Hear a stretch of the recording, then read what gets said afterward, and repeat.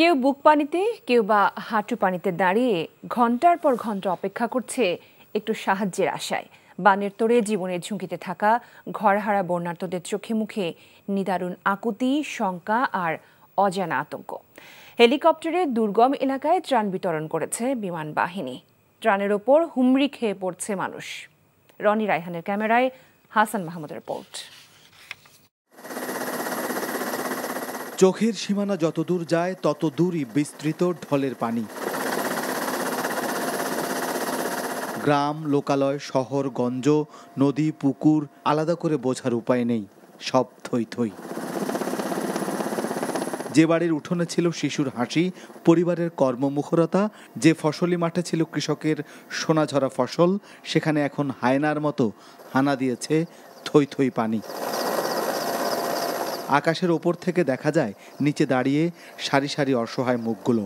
দুঃসহ আতঙ্কে কেউ হয়তো ঘুমায়নি গেল দুরাত, কারো ঘর ডুবেছে, কারো বা হারিয়েছে স্বজন। অভুক্ত শিশু নিয়ে কোনো মা হয়তো দাঁড়িয়ে আছে বুক সমান পানিতে। সবারই অপেক্ষা, যদি কেউ আসে, যদি মেলে দুমুঠো খাবার।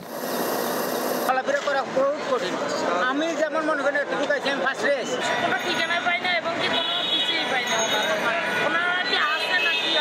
যে সমস্ত শাখা রোডগুলোর পাশে বাসাগুলো, ওরা কিন্তু আসলে তেমন কিছুই পাচ্ছে না। পানিবন্দী হয়ে পড়া এসব মানুষের যাবার জায়গাও যে নেই। ছাগলনাইয়া, ফুলগাজী, সোনাগাজীর বানভাসী এলাকার সবখানেই ঢলের ঢেউ। বানের পানি এসব মানুষের কেড়ে নিয়েছে এক জীবনের সব সঞ্চয়। কোথায় যাবে তারা? এমন প্রশ্নের বিপরীতে নেই উত্তর। বিমান বাহিনীর পক্ষ থেকে দুর্গত বানভাসী এলাকার বিভিন্ন স্থানে হেলিকপ্টার থেকে ত্রাণ বিতরণ করা হয়। ত্রাণ পেতে ছুটে আসে দুর্গত মানুষ। ত্রাণের তুলনায় মানুষ বেশি। থই থই পানি, চারদিকে পানি আর পানি। এ পানির মধ্যেই এখন লাখো মানুষের বসতি। পানিবন্দী হয়ে পড়েছে মানুষ। সেনাবাহিনী প্রধান জেনারেল ওয়াকারুজ্জামান হেলিকপ্টারে ফেনীর বন্যা দুর্গত এলাকা পরিদর্শন করেন বিমান বাহিনী প্রধানও। Hasan Mahmud, NTV news, Chhagalnaiya, Feni. সরকারি হিসেবে বন্যায় এখন পর্যন্ত 15 জনের মৃত্যু হয়েছে জানিয়ে দুর্যোগ ও ত্রাণ মন্ত্রণালয়ের সচিব কামরুল হাসান বলেছেন, মানুষের জীবন বাঁচানোই এখন অগ্রাধিকার হিসেবে দেখা হচ্ছে। শুক্রবার দুপুরে সচিবালয়ের সংবাদ সম্মেলনে এসব বলেন তিনি। সবশেষ পাওয়া তথ্য অনুযায়ী বন্যা কবলিত 11টি জেলায় প্রায় 9 লাখ পরিবার ও 49 লাখ মানুষ ক্ষতিগ্রস্ত হয়েছেন বলে জানান সচিব। তাদের সহায়তায় বৃহস্পতিবার পর্যন্ত নগদ 3,52 লাখ টাকা, 20,150 মেট্রিক টন চাল ও 15,000 প্যাকেট শুকনা খাবার বিতরণ করা হয়েছে বলে জানান তিনি। বন্যা কবলিত সব জেলায় জেলা প্রশাসক আছেন ও বন্যা মোকাবিলায় প্রশাসনিকভাবে কোনো সমস্যা হচ্ছে না বলে প্রশ্নের জবাবে জানান দুর্যোগ সচিব। রাজনৈতিক কিংবা ধর্মীয় পরিচয় ভুলে বন্যার্তদের পাশে দাঁড়াতে দেশবাসী ও দলের নেতাকর্মীদের প্রতি আহ্বান জানিয়েছেন বিএনপির ভারপ্রাপ্ত চেয়ারম্যান তারেক রহমান। দক্ষিণ পূর্বাঞ্চলে আকস্মিক বন্যার জন্য ভারতকে দায়ী করেছেন তিনি। ইমরুল আহসানের রিপোর্ট। স্মরণকালের ভয়াবহ বন্যায় আক্রান্ত ফেনী, কুমিল্লা সহ দেশের দক্ষিণ পূর্বাঞ্চল। বানের পানিতে স্থবির হয়ে পড়েছে জনজীবন, পানিবন্দী লাখো মানুষ। এমন পরিস্থিতিতে লন্ডন থেকে অনলাইন বক্তব্যে বিএনপির ভারপ্রাপ্ত চেয়ারম্যান বলেন, শুধু অতিবৃষ্টিই নয়, আকস্মিক বন্যার জন্য দায়ী প্রতিবেশী দেশ ভারতও। বাংলাদেশে আকস্মিক এই বন্যা দেশের অভ্যন্তরে উদ্ভূত কোনো কারণে নয়। বন্যা কবলিত অঞ্চলে লাগাতার ভারী বৃষ্টিপাত হলেও সেটি পূর্বাঞ্চলে বন্যার মূল কারণ নয়, বরং এবারের বন্যার অন্যতম প্রধান কারণ উজানের দেশ প্রতিবেশী ভারতের ত্রিপুরা রাজ্য প্রশাসনের দায়িত্বহীনতা এবং খামখেয়ালিপনা। তারা হঠাৎ করে বাঁধ খুলে দিয়ে বাংলাদেশের বিস্তীর্ণ এলাকাকে ডুবিয়ে দিলেও একটি বারের জন্যও বাংলাদেশকে আগাম সতর্কতা দেয়নি। ফলে আকস্মিক বন্যার দেশের বিস্তীর্ণ এলাকা ভাসিয়ে নিলেও পরিস্থিতি মোকাবেলায় বাংলাদেশ সামান্য একটু প্রস্তুতির নেবার সুযোগ পর্যন্ত পায়নি। তবে অভিযোগ পাল্টা অভিযোগ করে সময় ক্ষেপণ না করে দেশবাসীকে দুর্গতদের পাশে দাঁড়ানোর আহ্বান জানান তারেক রহমান। মানুষের জীবন ও সম্পদ রক্ষায় দলের নেতাকর্মীদেরও সাহায্যের হাত বাড়িয়ে দিতে বলেন তিনি। দেশের যেসব এলাকা বন্যা আক্রান্ত হয়নি সেসব এলাকার বিএনপি এবং এর অঙ্গ ও সহযোগী সংগঠনের নেতাকর্মীদের প্রতি আহ্বান জানিয়ে বলতে চাই, আপনারা সমন্বিতভাবে বন্যা কবলিত এলাকার মানুষের পাশে দাঁড়ান। বন্যা কবলিত এলাকার মানুষের প্রতি সহায়তার হাত বাড়িয়ে দিন। বন্যা কবলিত অঞ্চলে খাদ্য, বস্ত্র, চিকিৎসা এবং ওষুধের সহায়তা দিন, ব্যবস্থা করুন। তাদের নিরাপত্তায় পাশে দাঁড়ান।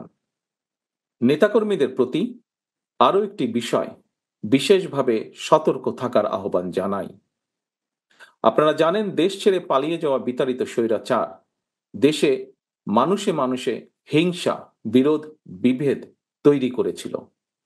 কিন্তু আপনাদের কাছে আমার একান্ত অনুরোধ, বন্যার্তদের প্রতি মানবিক সহায়তার ক্ষেত্রে আপনারা দয়া করে কারো কোনো রাজনৈতিক কিংবা ধর্মীয় পরিচয়কে প্রাধান্য দেবেন না। দুর্যোগ মোকাবেলায় প্রশাসনকে সহায়তা করতে বিএনপি নেতাকর্মীদের নির্দেশও দেন তারেক রহমান। Imrul Hasan, NTV news, Dhaka. বন্যা দুর্গত মানুষের পাশে দাঁড়াতে প্রধান উপদেষ্টা ত্রাণ ও কল্যাণ তহবিলে অনুদান প্রদানের আহ্বান জানিয়েছে অন্তর্বর্তীকালীন সরকার। শুক্রবার প্রধান উপদেষ্টার উপ প্রেস সচিব অপূর্ব জাহাঙ্গীর বলেন, অনেকে বন্যার্তদের পাশে দাঁড়ানোর আগ্রহ দেখাচ্ছেন। সরকার তাদের এই মহতী আগ্রহকে স্বাগত জানায়। আগ্রহী ব্যক্তিরা অনুদান পাঠাতে পারবেন এই হিসাবের মাধ্যমে। প্রধান উপদেষ্টা ত্রাণ ও কল্যাণ তহবিল হিসাব নম্বর 0107333004093, সোনালী ব্যাংক কর্পোরেট শাখা, প্রধান উপদেষ্টার কার্যালয়। এদিকে প্রধান উপদেষ্টা ত্রাণ ও কল্যাণ তহবিলে বাংলাদেশ সেনাবাহিনীর সদস্যদের একদিনের বেতন প্রদানের সিদ্ধান্ত নিয়েছে বাহিনীটি। আচ্ছা, ঠিক আছে। পয়সা আমি দেবো, আমার ভাই বোন দেবে, আমি দেবো। আমরা আমাদের পয়সার কোনো প্রয়োজন নেই, ঠিক আছে। আপনি যদি সেফটি মানে ফালতু লোক 2 টাকা এগো না, ফালতু লোক। আমি এই দেশে এত কষ্ট করে এসেছি কি বাংলাদেশে ফেরত দেওয়ার জন্য?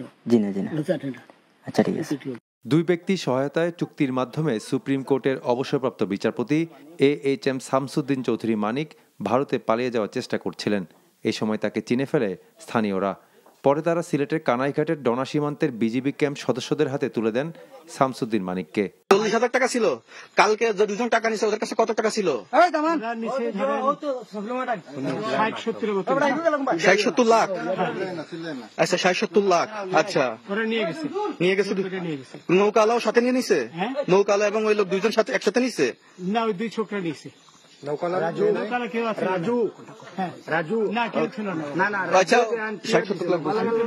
ওনাদের ফোন নাম্বার আছে আপনার কাছে? জানা দিছে? আমার ফোন নাম্বার সব নিয়ে গেছে। আপনি কত টাকা কন্টাক্টে আসছেন? আমি 15,000 টাকা ওদের বলছিলাম, ওইটা আমি দিছি। কিন্তু পরে 2 ছেলে আমার মাইরা ধইরা। এই মাইকটা কোন জায়গায় মারছে ভাইয়া?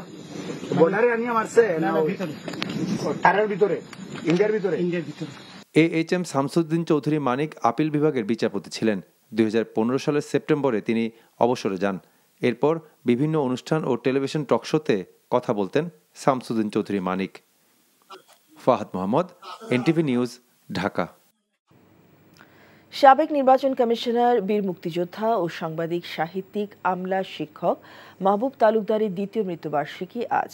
ক্যান্সারে আক্রান্ত হয়ে 2022 সালের এই দিনে তিনি ইন্তেকাল করেন। মাহবুব তালুকদার 1941 সালের 1 জানুয়ারি জন্মগ্রহণ করেন। তিনি Dhaka Nawabpur high school, Dhaka college এবং ঢাকা বিশ্ববিদ্যালয়ে পড়াশোনা করেন। পরে তিনি বাংলাদেশ প্রকৌশল বিশ্ববিদ্যালয়ে বুয়েট স্থাপত্য বিভাগ এবং চট্টগ্রাম বিশ্ববিদ্যালয় বাংলা বিভাগে শিক্ষকতা করেন। নির্বাচন কমিশনার হিসেবে তিনি সবসময় সুষ্ঠু অবাধ ভোট নিয়ে উচ্চকিত ছিলেন। এজন্য তিনি তৎকালীন সিইসি নুরুল হুদার প্রতিটি অন্যায় কাজের বিরোধিতা করতে গিয়ে বিবাদে জড়ান। দুরারোগ্য ক্যান্সারে আক্রান্ত হয়েও সরকারের রক্তচক্ষুকে উপেক্ষা করে নির্বাচন কমিশনার থাকাকালীন 5 বছর ধরে তিনি তার বই নির্বাচননামা রচনা করেন, কিন্তু তিনি বইটি প্রকাশনা দেখে যেতে পারেননি। নোয়াখালী চৌমুহনীতে আছেন সিনিয়র করেসপন্ডেন্ট নিয়ামুল আজিজ সাদেক, টেলিফোনে সরাসরি যোগ দিচ্ছেন আমাদের সাথে। সাদেক, বন্যার সবশেষ কি তথ্য আছে আপনার কাছে? বন্যার সর্বশেষ পরিস্থিতি বলতে এখানে একলাশপুর, চৌমুহনী বেগমগঞ্জের পরিস্থিতি সবচেয়ে বেশি খারাপ আমরা দেখছি, চন্দ্রগঞ্জের অবস্থাও আরো বেশি খারাপ। তবে মূল যে মাইজদি এবং অন্যান্য যে জায়গাগুলো রয়েছে শহরে, সেগুলো কিছুটা পানি কমেছে। এর বাইরে যে জায়গাগুলোতে এখন পর্যন্ত পানি বন্দী হয়ে আছেন মানুষগুলো, আমি আছি এখন একলাশপুরের 3 নং ওয়ার্ডে, সেখানে অসংখ্য মানুষ যারা এখন পর্যন্ত নিজেদের খাবার এবং বিশুদ্ধ পানিটা পাচ্ছে না। এই কারণে আমরা দেখেছি বিভিন্ন স্বেচ্ছাসেবী সংগঠন ত্রাণ নিয়ে যাচ্ছে, তবে সেটা প্রয়োজনের তুলনায় খুব কম এবং শহরের সাথে লাগোয়া যে জায়গাগুলো আছে সেগুলোতে বেশি ত্রাণ দেওয়া হচ্ছে। কিন্তু একটু দূরের যে গ্রামগুলো রয়েছে সেই জায়গাগুলোতে স্বেচ্ছাসেবীরা খুব বেশি আসছেন না। যেহেতু আপনিও বলছিলেন যে ফেনী এবং কুমিল্লার প্রতি যেহেতু স্বেচ্ছাসেবকদের বেশি পরিমাণ আগ্রহ এবং সেখানে সবচেয়ে বেশি ত্রাণ দেওয়া হচ্ছে, এই কারণে নোয়াখালী এবং লক্ষ্মীপুরে সেই তুলনায় ত্রাণ কিছু পৌঁছাচ্ছে না এবং এই কারণে এখানকার মানুষ অনেকে ত্রাণ চাইছেন এবং খাবার চাইছেন। একই সঙ্গে তারা চাইছেন এরপরে তাদের যে সংস্কার করা লাগবে, পানি কিছুটা কমছে, পানি যদি কমে যায় সেক্ষেত্রে তাদের যে সংস্কারের যে টাকাটি লাগবে, অর্থটি লাগবে, সেই বিষয়গুলোর দিকে দৃষ্টি দেওয়ার জন্য স্থানীয় প্রশাসন এবং আইন শৃঙ্খলা বাহিনী যারা যারা আছেন তাদের প্রতি তারা আহ্বান জানিয়েছেন। তো এখন পর্যন্ত পানির মধ্যেই এখানে এর আগে কখনো এই ধরনের অবস্থা হয়নি। এই আকস্মাত হঠাৎ করে এই ধরনের পানি ঢুকে পড়ে কারণে তারা কোনো ধরনের ব্যবস্থা নিতে পারেননি, পূর্ব কোনো ধরনের প্রস্তুতি ছিল না, এই কথাটি আমরা শুনছিলাম এবং এই কারণে আশপাশের যে জায়গাগুলোতে মানুষ পানিবন্দী হয়ে আছেন তারা কিন্তু নিরাপদ আশ্রয়স্থলেও কিন্তু অনেকে যেতে পারেননি। বন্যার খবর জানতে যাচ্ছি কুমিল্লায় আমাদের স্থানীয় প্রতিনিধি মাহফুজ নান্টুর কাছে। নান্টু, আপনি তো বুড়িচং উপজেলায় আছেন, সেখানকার বন্যা পরিস্থিতি সম্পর্কে জানাবেন। হ্যাঁ,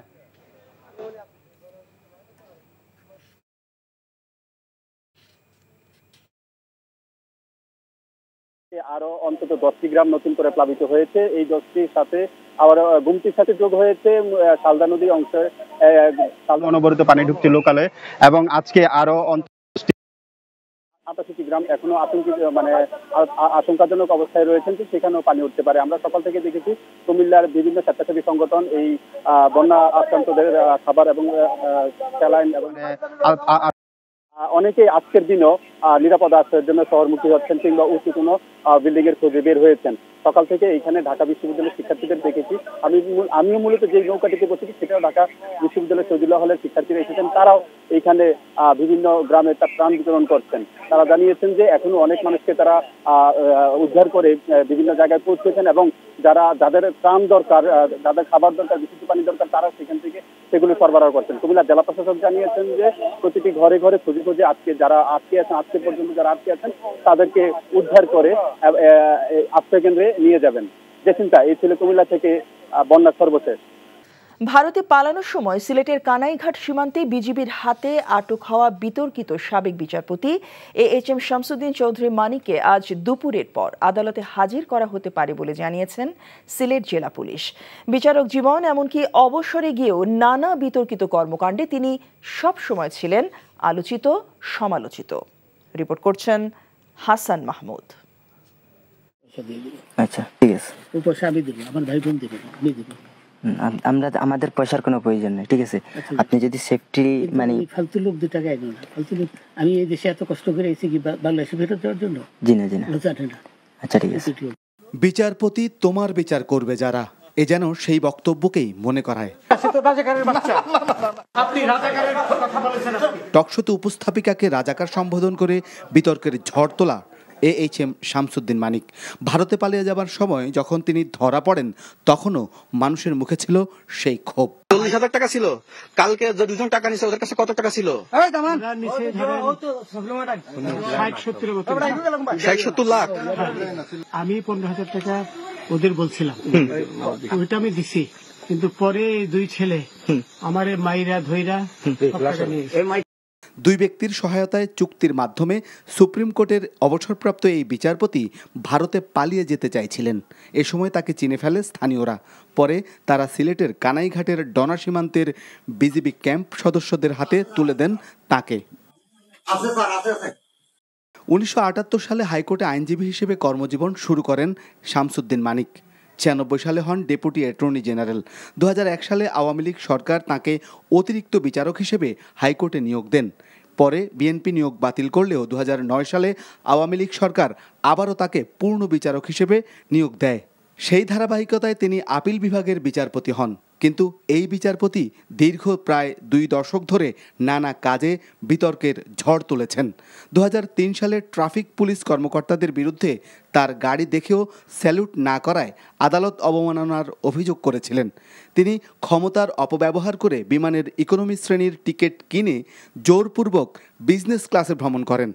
অবসরে যাবার পর তিনি 64টি মামলার পূর্ণাঙ্গ রায় লিখেছেন বলে অভিযোগ রয়েছে। মানিকের বিরুদ্ধে নবম সংসদে নিন্দা এবং সংবিধান লঙ্ঘনের অভিযোগ আনা হয়েছিল। 2015 সালে প্রধান বিচারপতির নির্দেশে তাকে বেঞ্চ থেকে সরিয়ে দেওয়া হয়। অবসরে যাবার সময় এই বিচারপতিকে সংবর্ধনাও দেয়নি অ্যাটর্নি জেনারেলের অফিস ও supreme court bar association. Bar association Shamsuddin মানিকের বিরুদ্ধে রায়ে স্বাক্ষর না করাসহ 14 জন আইনজীবীকে কারাগারে পাঠানোর অভিযোগ করেছিলেন। এছাড়া প্রধান বিচারপতি এসকে সিনহা বিচারপতি মানিককে বেঞ্চ থেকে সরিয়ে দেয় তিনি রাষ্ট্রপতি আব্দুল হামিদের কাছে প্রধান বিচারপতির অভিশংসনের আবেদন করে বিতর্কের ঝড় তোলেন। সবশেষ সরকারি বাড়ির ভাড়া পরিশোধ না করার অভিযোগে বিচারপতি শামসুদ্দিন মানিকের বিরুদ্ধে দুর্নীতির অনুসন্ধান করতে দুদককে নোটিশ দেন সুপ্রিম কোর্টের আইনজীবী। 2015 সালের সেপ্টেম্বরে তিনি অবসরে যান। Hasan Mahmud, NTV news, Dhaka. দর্শক, এবার বন্যা পরিস্থিতি খবর জানতে যাচ্ছি মৌলভীবাজারে। টেলিফোনে যোগ দিচ্ছেন staff correspondent S M. Umed Ali. Umed, বন্যা পরিস্থিতি এবং বন্যা পরবর্তী ত্রাণ বিতরণ কার্যক্রম সম্পর্কে কি তথ্য আছে আপনার কাছে?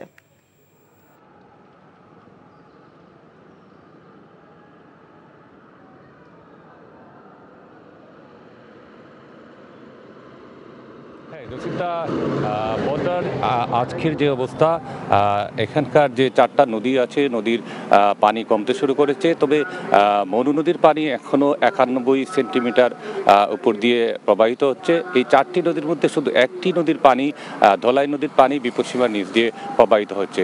তো আমি যদি বলতে চাই যে মৌলভীবাজার জেলার যে এলাকাগুলোতে বাঁধ ভেঙে পানি প্রবেশ করেছে, সেখানে কিন্তু জলাবদ্ধতার অবস্থা বিরাজ করছে। তো এটি আসলে আরও কয়েকদিন লাগবে, যেটা স্থানীয়রা আমাদেরকে বলেছেন। তো ত্রাণের বিষয়টি হচ্ছে, আমরা দেখেছি বেসরকারিভাবে বেশিরভাগই ত্রাণ সামগ্রী দেওয়া হচ্ছে এবং এর পাশাপাশি সরকারিভাবেও তারা ত্রাণ সামগ্রী দিয়েছেন। কিছুক্ষণ আগে আমি জেলা প্রশাসকের সাথে আমার কথা হয়েছে, তিনি আমাকে যেটা জানিয়েছেন, সরকারিভাবে 1050 মেট্রিক টন চাল বরাদ্দ দেওয়া হয়েছে এবং নগদ 55 লক্ষ টাকা বরাদ্দ এসেছে। তো সব মিলিয়ে এখানকার ত্রাণ বিতরণ বেশিরভাগই বেসরকারি সামাজিক সংগঠনগুলো ত্রাণ বিতরণে আছে। আর সর্বশেষ কথাটি হচ্ছে, এখানে মোট 67টি ইউনিয়ন এবং পৌরসভার মধ্যে ক্ষতিগ্রস্ত হয়েছে 50টির মতো। জসিন্তা। ডিএমপি কমিশনার মাইনুল হাসান বলেছেন, যেসব উচ্চাভিলাষী পুলিশ কর্মকর্তা আন্দোলনে অপেশাদার আচরণ করেছে তাদের বিরুদ্ধে আইনগত ব্যবস্থা নেওয়া হচ্ছে, এটা চলমান। পুলিশে অনেক ক্ষয়ক্ষতি হয়েছে, পুলিশ ঘুরে দাঁড়াচ্ছে, একটু সময় লাগবে। সকালে ডিএমপি মিডিয়া সেন্টারে এক প্রেস ব্রিফিংয়ে তিনি এসব কথা বলেন। বিগত সময়ের উচ্চাভিলাষী ও অপেশাদার কিছু পুলিশ কর্মকর্তা সমগ্র পুলিশ বাহিনীকে জনগণের মুখোমুখি দাঁড় করিয়ে দেয়। এর ফলে ছাত্র জনতার আন্দোলন, গণ অভ্যুত্থান এবং বিগত সরকারের পতনকে ঘিরে সংঘর্ষ ও সহিংসতায় পুলিশের মনোবল ভেঙে গিয়েছিল। ডিএমপি সহ সারা দেশে অনেক পুলিশ সদস্য আহত এবং নিহত হয়েছেন। প্রাণ ভয়ে আত্মগোপনে ছিলেন মাঠ পর্যায়ের পুলিশ সদস্যগণ। সৌদি আরবের মক্কায় আন্তর্জাতিক হিফজুল কোরআন প্রতিযোগিতায় এবারও দেশের জন্য অনন্য গৌরব বয়ে এনেছেন বাংলাদেশের 2 মাদ্রাসা শিক্ষার্থী। 123টি দেশের 174 জন প্রতিযোগীর অংশগ্রহণে 5টি বিভাগের মধ্যে 2টিতেই প্রথম স্থান অর্জন করে দেশের মর্যাদাকে বিশ্বের দরবারে তুলে ধরেছেন অনন্য উচ্চতায়। আরও জানাচ্ছেন জাহিদুর রহমান।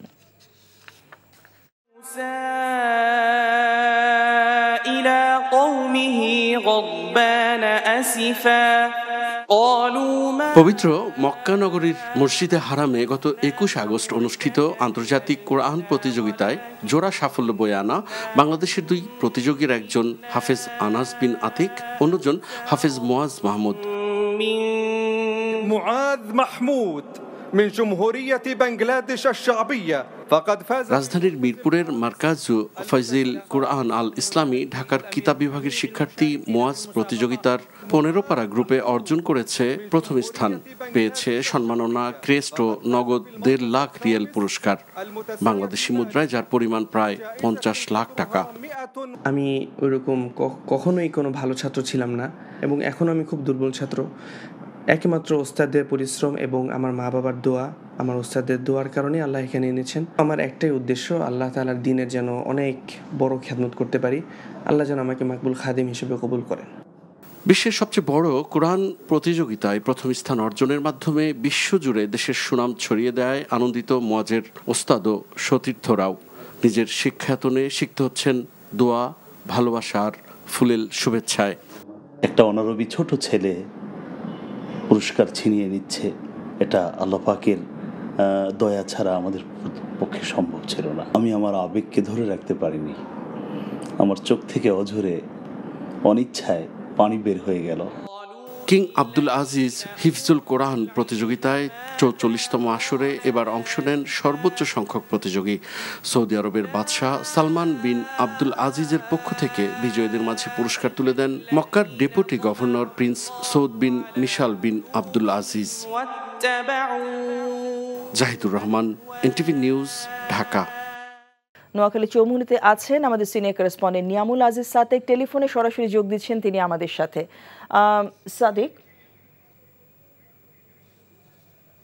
সাদেক, আপনার কাছে ঠিক এই মুহূর্তে বন্যার কি পরিস্থিতি খবর আছে আমাদের সাথে জানাবেন।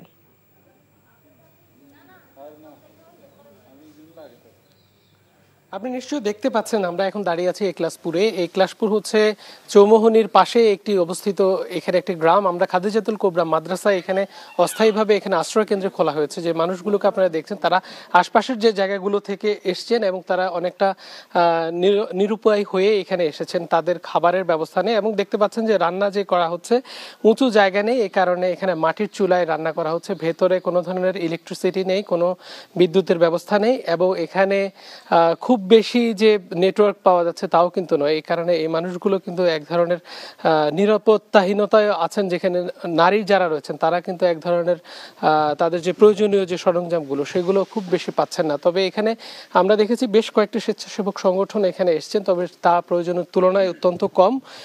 এবং এখানে যে মানুষগুলো আসছেন তারা বলছেন যে তারা দীর্ঘদিন থেকে এখানে বন্যা দেখেননি, এই কারণে হঠাৎ করে বন্যার কারণে তাদের যে প্রস্তুতি নেয়ার কথা ছিল সেই প্রস্তুতিও তারা নিতে পারেনি। এই কারণে খাবারের সংকটটাই সবচেয়ে বেশি।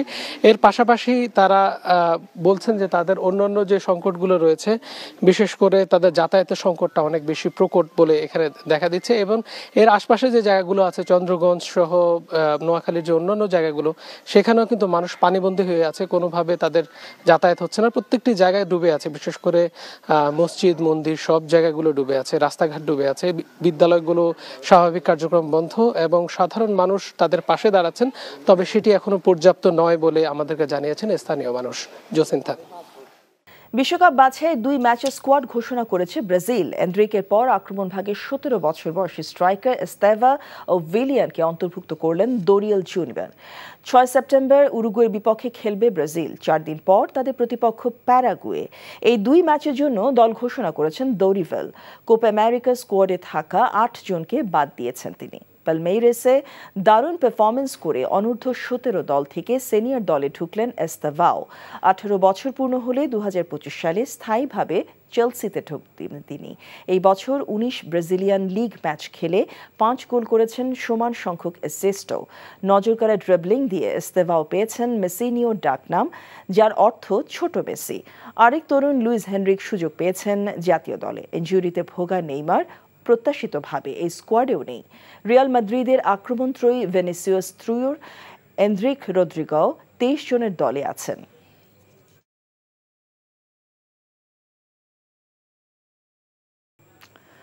দর্শক, বন্যার খবর জানতে আমরা আবারও চলে যাচ্ছি হেলিকপ্টারে। সেখানে আছেন আমাদের স্টাফ করেসপন্ডেন্ট নূর হোসেন।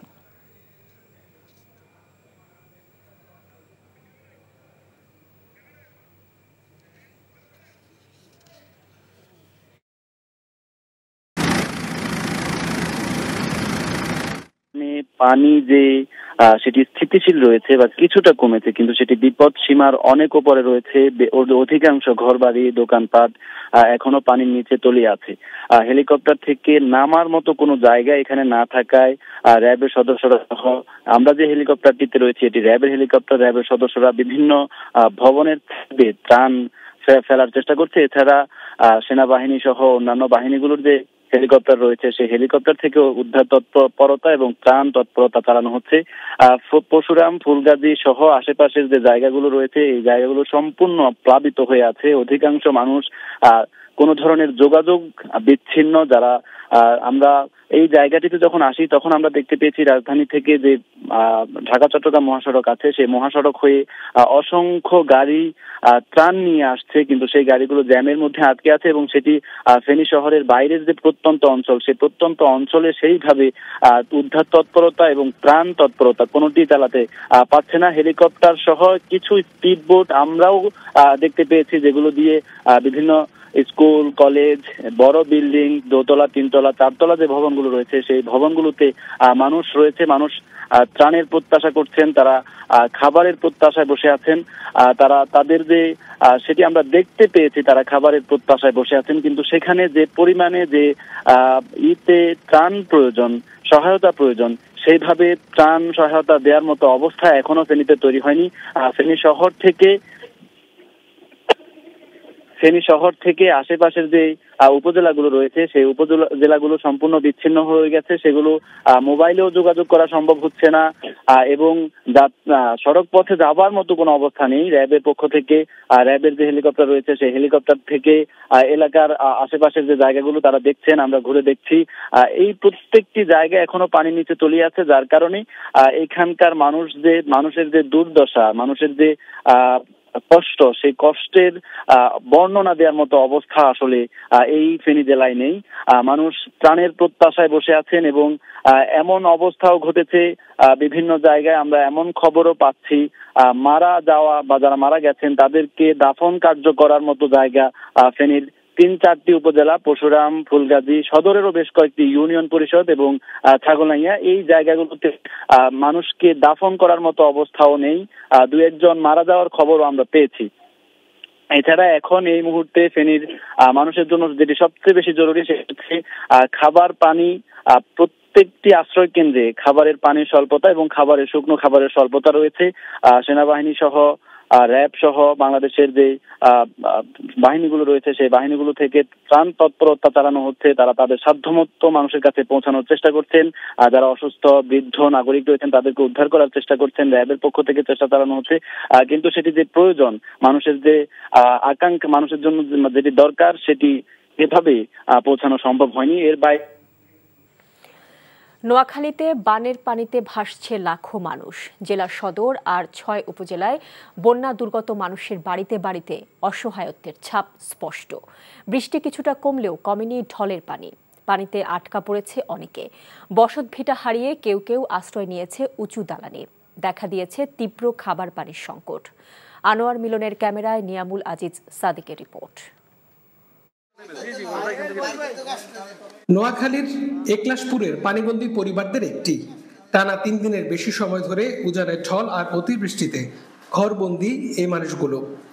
আমাদের বাড়িতে পানি উঠে গেছে, আমরা এখন এখানে নিয়ে আশ্রয় নিতেছি। আমাদের ঘরের মধ্যে পানি উঠে গেছে, মাটির ঘর আর কি, ওখান থেকে আমরা আপাতত এখানে উঠছি আর কি। বেশিরভাগ এলাকায় সড়ক ও বাড়িঘর 4 থেকে 5 ফুট পানির নিচে তলিয়ে আছে। নিরুপায় হয়ে লোকজন স্কুল, মাদ্রাসা সহ আশপাশের উঁচু ভবনে আশ্রয় নিয়েছে। বেশিরভাগই ফসলের জমি তলিয়ে গেছে, যোগাযোগের সকল পথ বন্ধ। কয়েকজন স্বেচ্ছাসেবী সংগঠনের থেকে কিছু পরিমাণ ত্রাণ দেওয়া হয়েছে, তবে তা যথেষ্ট নয় বলে মনে করছে স্থানীয়রা। মানুষের খুবই দুর্বিষহ অবস্থা, বিশেষ করে মানুষ অনেকেই গৃহবন্দী হয়ে আটকা আছে। ম্যাক্সিমাম মানুষই আপনার আশ্রয় কেন্দ্রগুলোতে যেতে পারে নাই। নোয়াখালীর বেগমগঞ্জ, চৌমুহনী, একলাশপুর বিভিন্ন এলাকা এখনো পানির নিচে তলিয়ে আছে। স্থানীয়রা চাইছেন প্রশাসন ও স্বেচ্ছাসেবীদের প্রচেষ্টায় নোয়াখালীর এই দুর্যোগ দ্রুত কেটে যাবে। অভুক্ত মানুষ, পানিবন্দী পুরো এলাকা। নোয়াখালীর বিস্তীর্ণ এলাকাগুলো এভাবেই পানির নিচে তলিয়ে আছে। নেই সড়ক, নেই মহাসড়ক, নেই কোনো ধরনের প্রার্থনা ঘর। যে মানুষগুলো এতদিন যাতায়াত করছেন সবকিছু স্থবির। নোয়াখালী যেন এখনো ক্রান্তিকাল অতিক্রম করছে। Niamul Aziz Sadik, NTV news, Eklashpur, Noakhali. বন্যা পরিস্থিতির খবর জানতে সরাসরি যাচ্ছি নোয়াখালীতে নিয়ামুল আজিজ সাদিকের কাছে।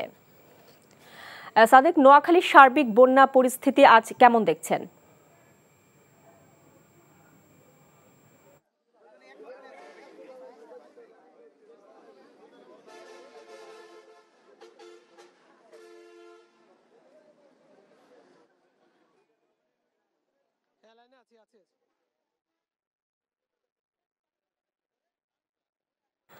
দুঃখিত দর্শক, আমরা সংযোগটি বিচ্ছিন্ন হয়ে গেছে। পরবর্তীতে আবার সংযোগ স্থাপন করতে পারলে আমরা আবারও যোগাযোগ করব নিয়ামুল আজিজ সাদিকের সাথে। ভারতে পানি আগ্রাসনে সৃষ্ট বন্যা দুর্গতদের সাহায্যার্থে অনুষ্ঠিত কনসার্ট জরুরি সংযোগ থেকে 6 ঘন্টায় 21.5 লাখ টাকা সংগ্রহ হয়েছে, যা বন্যা দুর্গতদের জন্য পাঠানো হয়েছে। ঢাকা বিশ্ববিদ্যালয়ের টিএসসিতে অনুষ্ঠিত বন্যা দুর্গতদের জন্য কনসার্টের মিডিয়া পার্টনার ছিল এনটিভি। নগদ অর্থের পাশাপাশি প্রায় 20 ট্রাক পরিমাণ ত্রাণ সামগ্রী সংগৃহীত হয়েছে জরুরি সংযোগ কনসার্ট থেকে। এসব ত্রাণ সামগ্রী নিয়ে ফেনীর পরশুরাম, ছাগলনাইয়া, দাগনভূঞা, ফুলগাজী সহ বিভিন্ন দুর্গম এলাকায় বিতরণ করা হচ্ছে।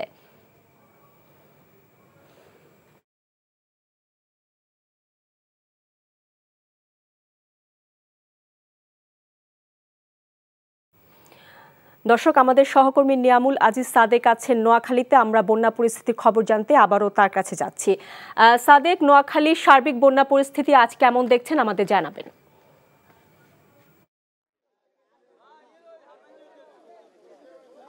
নোয়াখালীর বন্যা পরিস্থিতি আসলে পানি কিছুটা কমেছে, যেহেতু বৃষ্টি নেই এবং রোদ ঝলমলে আবহাওয়া, এই কারণে কিছু পানিটা কমেছে। কিন্তু এই যে মানুষগুলো আপনি দেখতে পাচ্ছেন, এখানে যে বিস্তীর্ণ যে গ্রামগুলো রয়েছে, প্রায় কয়েক লাখ মানুষ এই পেছনের গ্রামগুলোতে বন্দী আছেন। কিছুক্ষণ আগে আমি এই জায়গাগুলোতে গিয়েছি এবং দেখেছি মানুষ পুরোপুরি বন্দী অবস্থায় আছেন। সেখানে খাবার পানির অপর্যাপ্ত অবস্থা আছে, সেখানে বিশুদ্ধ খাবার পানি নেই, সেখানে খাবার নেই। সে মানুষগুলো, আমরা যখন যাচ্ছিলাম এখানে কিছু স্বেচ্ছাসেবী সংগঠন তাদেরকে খাবার, স্যালাইন, বিশুদ্ধ পানি এবং অন্যান্য যে খাবার দিচ্ছেন সেগুলো তারা খাচ্ছেন, তবে সেগুলো শুধু শুকনো খাবার। অনেক দিন থেকেই তারা কিন্তু রান্না করা খাবারের যে অপর্যাপ্ততা সেটির কথা আমাদেরকে বলছিলেন।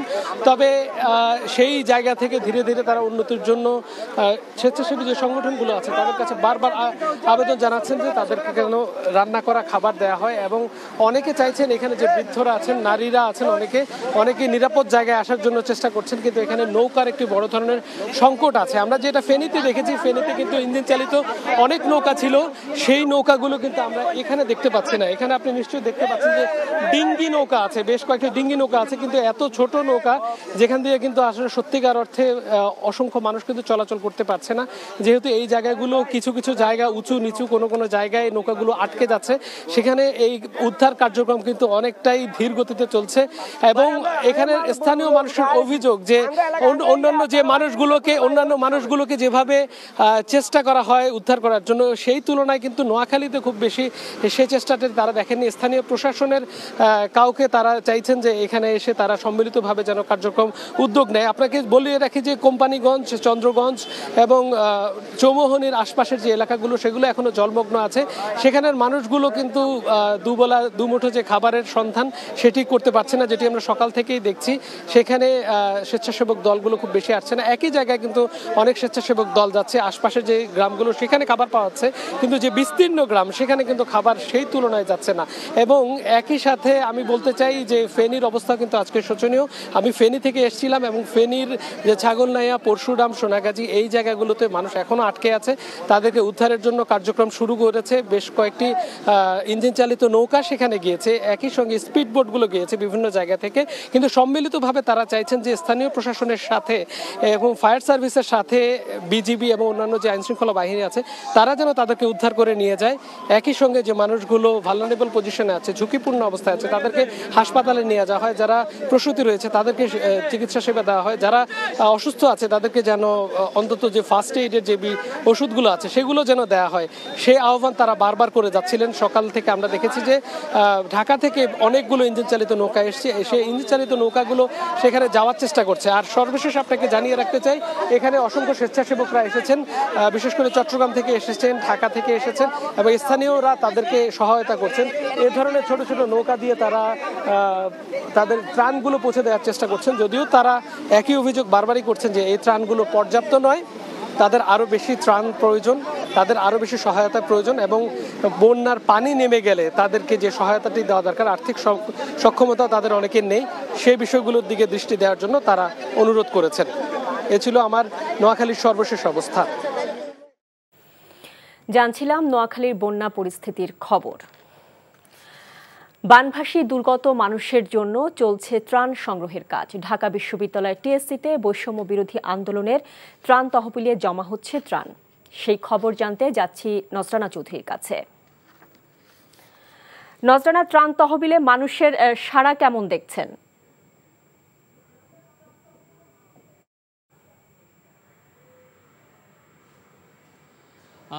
রাকা, আপনি জানেন যে গতকালকে কিন্তু ঢাকা বিশ্ববিদ্যালয়ে একটি বিশাল কর্মযজ্ঞ হয়ে গেছে, যে আমাদের দক্ষিণ পূর্বাঞ্চলে যেই ভয়াবহ বন্যা, 6টি জেলায় যে বন্যা হচ্ছে, সেই বন্যার জন্য কিন্তু সারা ঢাকা শহর এবং ঢাকার বাইরে থেকেও কিন্তু ঢাকা বিশ্ববিদ্যালয়ের বিভিন্ন জায়গায় ত্রাণ সামগ্রী নিয়ে মানুষ এসছেন এবং ছোট বাচ্চারা পর্যন্ত একটা খেলনা পর্যন্ত নিয়ে এসছেন, যে ওইখানে যা বানভাসী ছোট বাচ্চা, ছোট শিশুরা আছে, তারা যেন খেলনা, তাদেরকে খেলনা দেওয়ার জন্য ছোট বাচ্চা, এটা আসলে সেই আবেগটার কথাই বলছিলাম আমি। তো আপনি জানেন যে গতকালকে একটি টিএসসিতে একটি কনসার্ট হয়েছিল, যেটি মিডিয়া পার্টনার এনটিভি ছিল, সেই কনসার্টের মাধ্যমেও কিন্তু প্রচুর ত্রাণ সামগ্রী জোগাড় করা হয়েছে এবং তাৎক্ষণিকভাবে কিন্তু 21 লাখ টাকারও বেশি এই সংগ্রহ করা হয়েছিল সেই কনসার্ট থেকে এবং প্রচুর ত্রাণ সামগ্রী যেগুলো বিতরণ করা হবে সেগুলোও কিন্তু উঠেছিল। সেগুলো আজকে এখান থেকে নিয়ে যাওয়া হবে ফেনী, কুমিল্লা, ওই এলাকায় যেখানে ভয়াবহ বন্যার কবলে পড়েছেন সেই এলাকার মানুষ মানবেতর জীবনযাপন করছেন। তো আমরা এখন ঢাকা বিশ্ববিদ্যালয়ের সামাজিক বিজ্ঞান অনুষদের নিচে আছি। আপনি দেখতে পাচ্ছেন যে আমার পেছনে প্রচুর ত্রাণ সামগ্রী এখানে জড়ো করা হয়েছে এবং স্বেচ্ছাসেবকরাও আছেন। কিছুক্ষণের মধ্যেই তারা কিন্তু রওনা দেবেন। আর আরেকটি বিষয় হলো যে টিএসসিতেও কিন্তু আরেকটি বৈষম্য বিরোধী ছাত্র আন্দোলনের পক্ষ থেকে সেখানে কিন্তু ত্রাণ সামগ্রী গ্রহণ করা হচ্ছে এবং সেখানেও বিপুল পরিমাণ ত্রাণ সামগ্রী এবং সবচেয়ে একটা বড় বিষয় যে এত পরিমাণ ত্রাণ সামগ্রী জোগাড় করা হয়েছে সেগুলো ট্রান্সপোর্ট করার ব্যবস্থাও জোগাড় করা সম্ভব হচ্ছে না। রাইকা, আমরা পরবর্তীতে আরও আপডেট জানাতে পারব। জানছিলাম ত্রাণ তহবিলের খবর। বিএনপি মহাসচিব মির্জা ফখরুল ইসলাম আলমগীর বলেছেন, পালিয়ে ভারতে আশ্রয় নেওয়া স্বৈরাচার শেখ হাসিনার দোসরদের সরকারের আশেপাশে দেখতে চান না। তিনি বলেন, রাজনৈতিক দলগুলোর সাথে আলোচনার মাধ্যমে প্রয়োজনীয় সংস্কারের ব্যবস্থা করে যৌক্তিক সমন্বয়ের মধ্যে নির্বাচন দিতে হবে।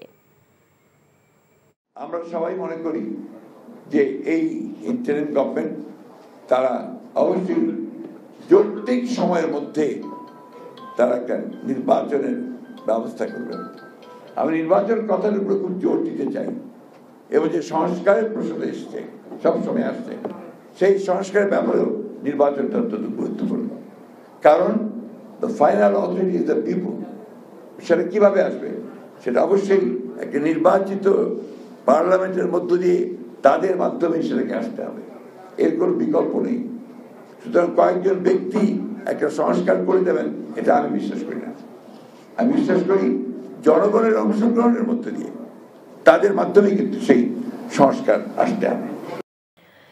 ন্যায় বিচার ও মানবিক বাংলাদেশ তৈরির সুযোগ এসেছে উল্লেখ করে সুশাসনের জন্য নাগরিক সুজনের মানববন্ধন থেকে বক্তারা বলেছেন, কেউ যাতে এই সুযোগকে ছিনতাই করতে না পারে সেজন্য সজাগ থাকতে হবে।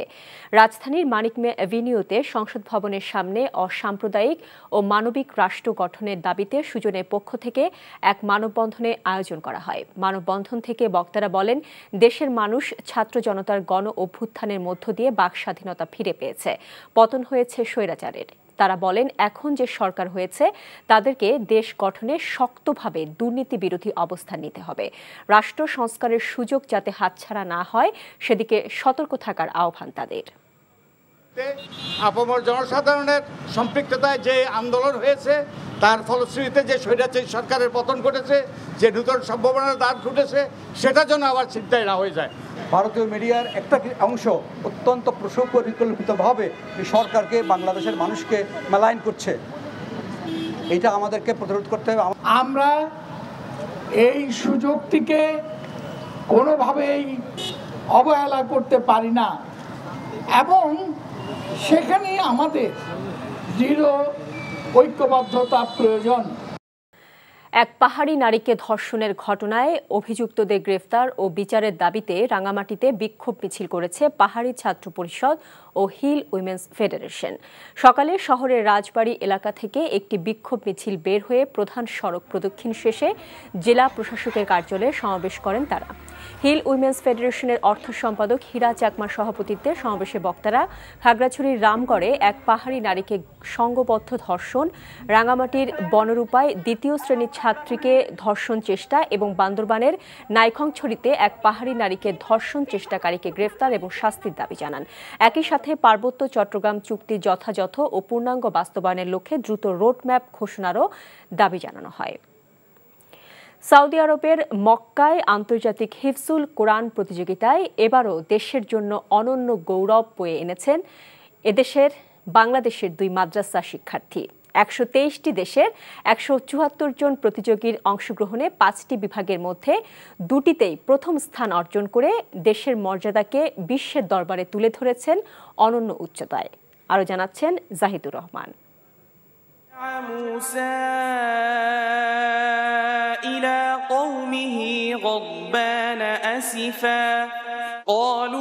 পবিত্র মক্কা নগরীর মসজিদে হারামে গত 21 আগস্ট অনুষ্ঠিত আন্তর্জাতিক কোরআন প্রতিযোগিতায় জোড়া সাফল্য বয়ে আনা বাংলাদেশের দুই প্রতিযোগীর একজন হাফেজ আনাস বিন আতিক, অন্যজন হাফেজ মুয়াজ মাহমুদ।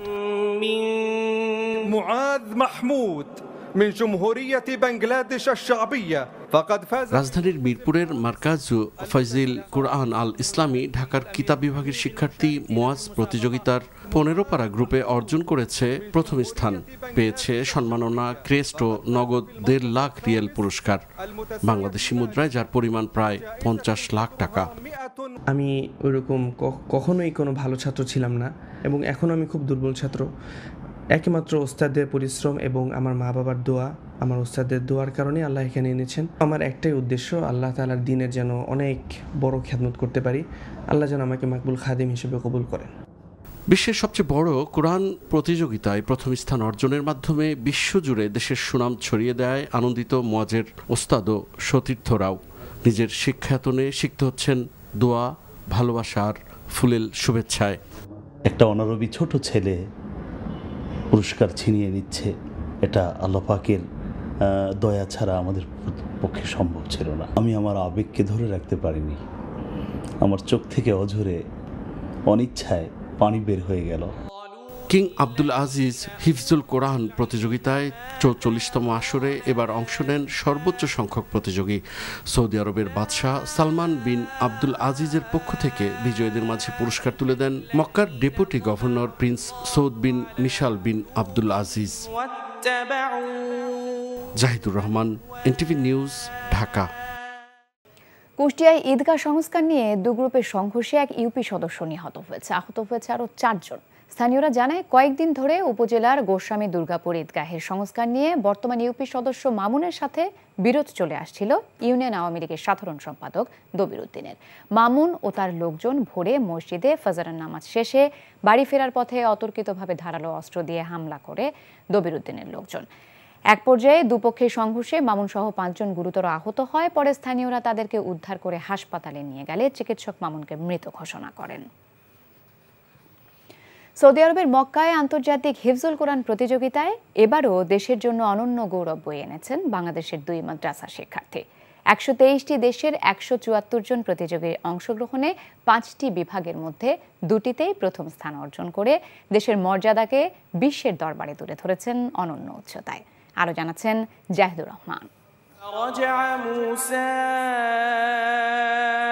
إلى قومه غضبان أسفا পবিত্র মক্কা নগরীর মসজিদে হারামে গত ২১ আগস্ট অনুষ্ঠিত আন্তর্জাতিক কোরআন প্রতিযোগিতায় জোড়া সাফল্য বয়ে আনা বাংলাদেশের দুই প্রতিযোগীর একজন হাফেজ আনাস বিন আতিক, অন্যজন হাফেজ মুয়াজ মাহমুদ।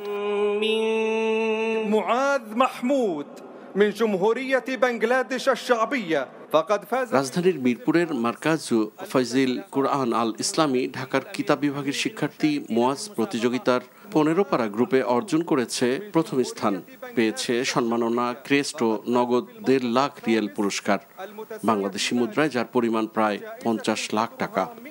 আমি ওইরকম কখনোই কোনো ভালো ছাত্র ছিলাম না এবং এখন আমি খুব দুর্বল ছাত্র। একমাত্র ওস্তাদের পরিশ্রম এবং আমার মা বাবার দোয়া, আমার ওস্তাদের দোয়ার কারণে আল্লাহ এখানে এনেছেন। আমার একটাই উদ্দেশ্য, আল্লাহ তাআলার দ্বীনের যেন অনেক বড় খিদমত করতে পারি, আল্লাহ যেন আমাকে মাকবুল খাদিম হিসেবে কবুল করেন। বিশ্বের সবচেয়ে বড় কোরআন প্রতিযোগিতায় প্রথম স্থান অর্জনের মাধ্যমে বিশ্বজুড়ে দেশের সুনাম ছড়িয়ে দেয় আনন্দিত মুয়াজের ওস্তাদ ও সতীর্থরাও। নিজের শিক্ষায়তনে শিখতে হচ্ছেন দোয়া, ভালোবাসার ফুলেল শুভেচ্ছায়। একটা অনারবি ছোট ছেলে পুরস্কার ছিনিয়ে নিচ্ছে, এটা আল্লাহ পাকের দয়া ছাড়া আমাদের পক্ষে সম্ভব ছিল না। আমি আমার আবেগকে ধরে রাখতে পারিনি, আমার চোখ থেকে অঝরে অনিচ্ছায় পানি বের হয়ে গেল। কিং আব্দুল আজিজ হিফজুল কোরআন প্রতিযোগিতায় ৪৪তম আসরে এবার অংশ নেন সর্বোচ্চ সংখ্যক প্রতিযোগী।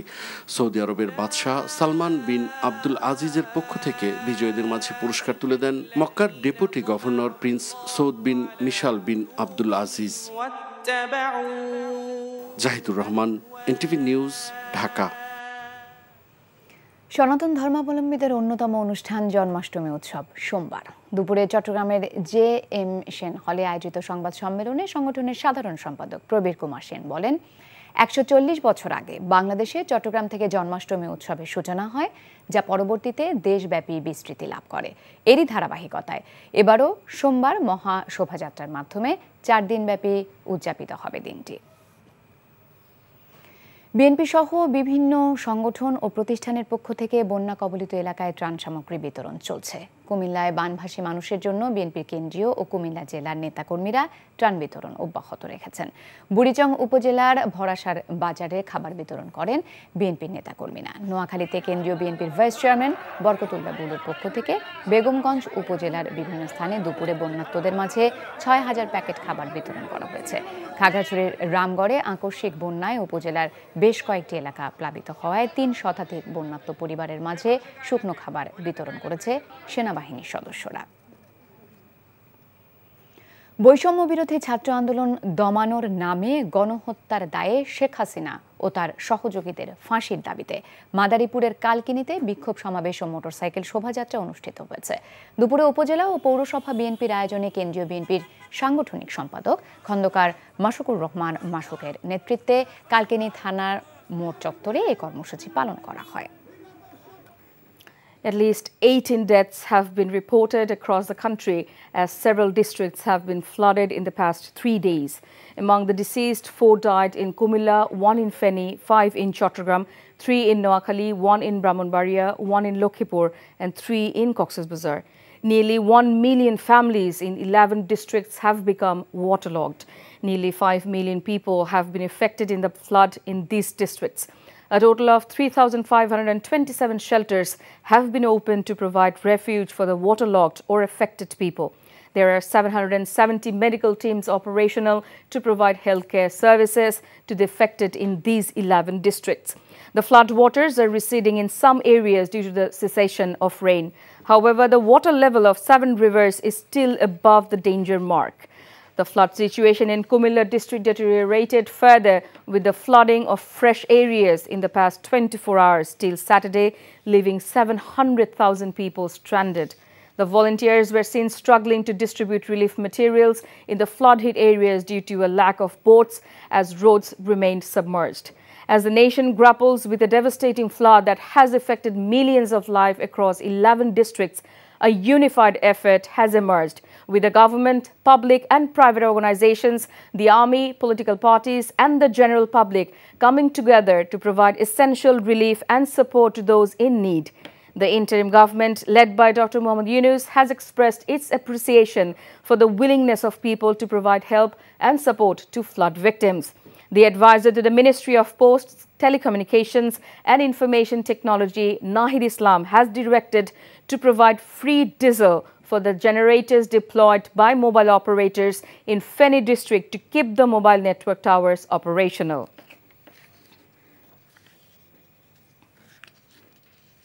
Due to the rising water levels in Kaptai Lake, 16 spillway gates at the Kornofuli hydroelectric plant will be opened 6 inches each at 10 p.m. tonight. A warning has been issued to the downstream areas to take necessary precautions. The PDB say the water level in Kaptai Lake has reached 107.63 feet mean sea level. If it approaches or exceeds 108 feet MSL by evening, they will open 16 gates of the Kaptai spillway by 6 inches each at 10 p.m.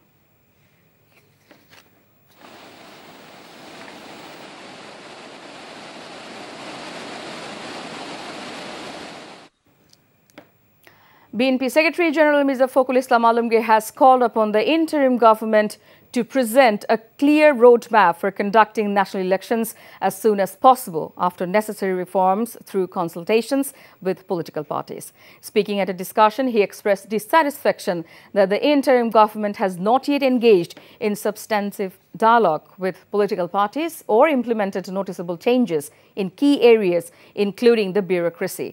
He said they have high expectations from the interim government. They believe Dr. Yunus-led government will hold the election within a reasonable time frame. Bhashani followers arranged the discussion at National Press Club, marking the 9th death anniversary of former Prime Minister Qazi Zafar Ahmed, who died in 2015.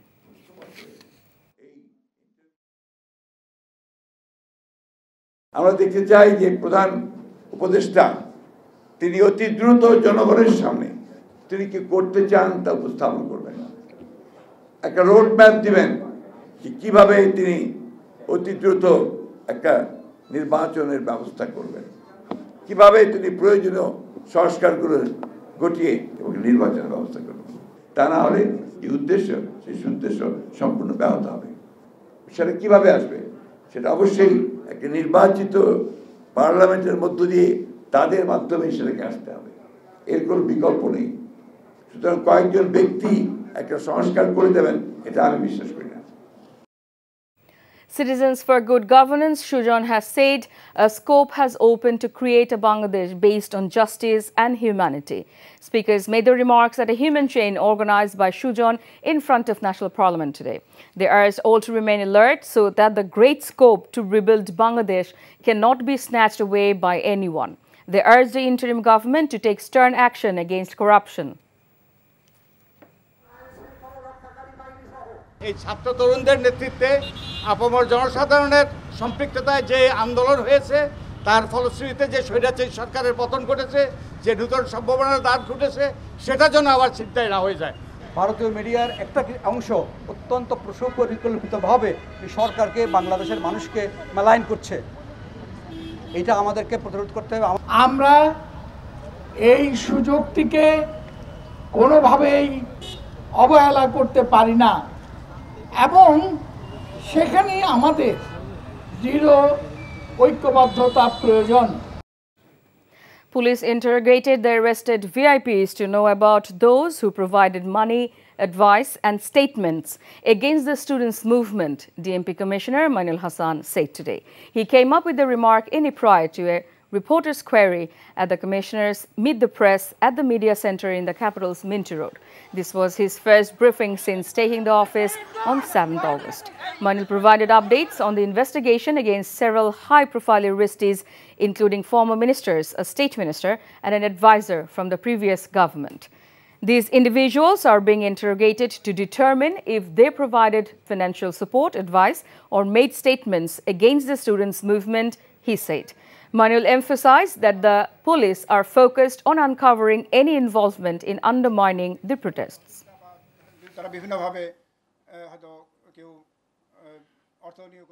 বিগত সময়ের উচ্চাভিলাষী ও অপেশাদার কিছু police কর্মকর্তা সমগ্র police বাহিনীকে জনগণের মুখোমুখি দাঁড় করিয়ে দেয়। এর ফলে ছাত্র জনতার আন্দোলন, গণ অভ্যুত্থান এবং বিগত সরকারের পতনকে ঘিরে সংঘর্ষ ও সহিংসতায় পুলিশের মনোবল ভেঙে গিয়েছিল। ডিএমপি সহ সারা দেশে অনেক পুলিশ সদস্য আহত এবং নিহত হয়েছেন। অনেক স্থানে আমাদের অবকাঠামো ধ্বংস হয়েছে। ট্রাফিকের প্রায় সকল অফিস ও বক্স ভাঙচুর হয়েছে। ঢাকা মেট্রোপলিটন পুলিশের 50টি থানার মধ্যে 22টি থানা সম্পূর্ণভাবে ক্ষতিগ্রস্ত হয়েছে। বিপুল সংখ্যক যানবাহন অগ্নিদগ্ধ হয়েছে। প্রচুর অস্ত্র ও গোলাবারুদ লুণ্ঠিত হয়েছে। Former Appellate Division Justice A.H.M. Shamsuddin Chaudhary Manik, who was detained while attempting to flee to India, was brought to court. A court in Sylhet has sent the retired justice to prison. Earlier, he was taken to the court of Sylhet Judicial Magistrate 1, Alamgir Hussain, in the afternoon. Many people hurled eggs and shoes at Manik when he was being produced before the court. Even several people tried to attack him. Then he was taken to the court amid tight security. On Friday night, BJP personnel detained Manik when he was trying to flee to India through Dona border in Kanekar.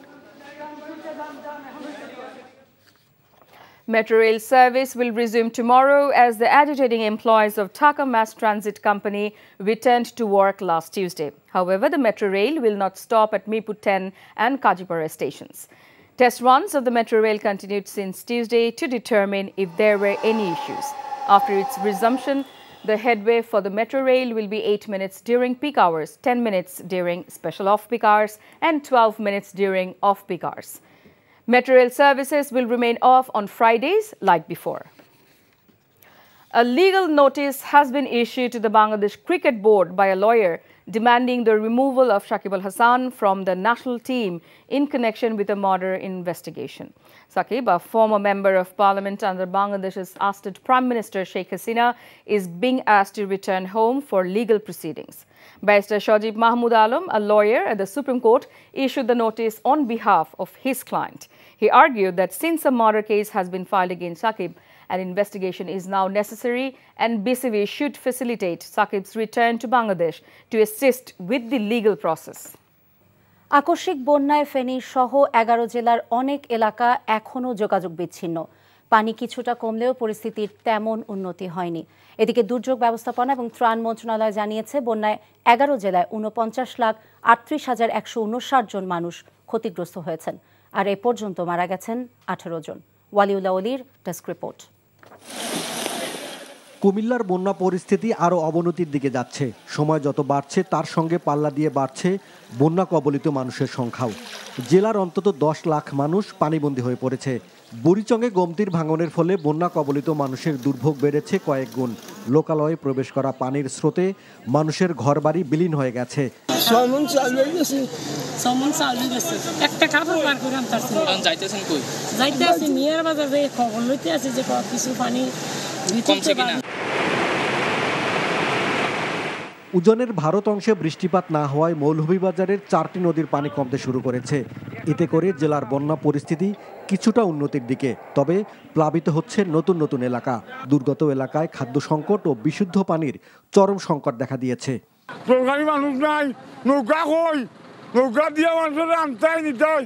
রান্না করে কিছু খাবার নিয়ে এসেছিলাম বন্টন করার জন্য, কিন্তু এখানে এসে দেখি যাতায়াত কোনো ব্যবস্থা নেই।